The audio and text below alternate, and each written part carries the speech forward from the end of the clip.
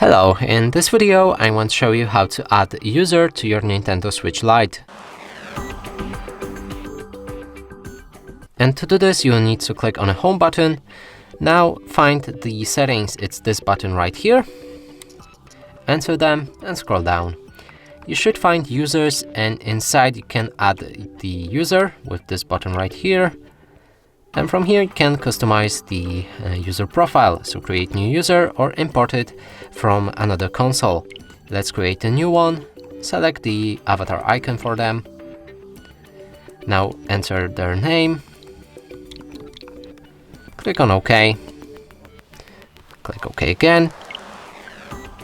You can link the Nintendo account with their email or with this profile. I'm gonna do it later. And as you can see, there's two users now, and when we log out from the console, we'll be able to choose a different account. And that's it for this video. Hope you like it. Please consider subscribing to our channel, leave a like and a comment below.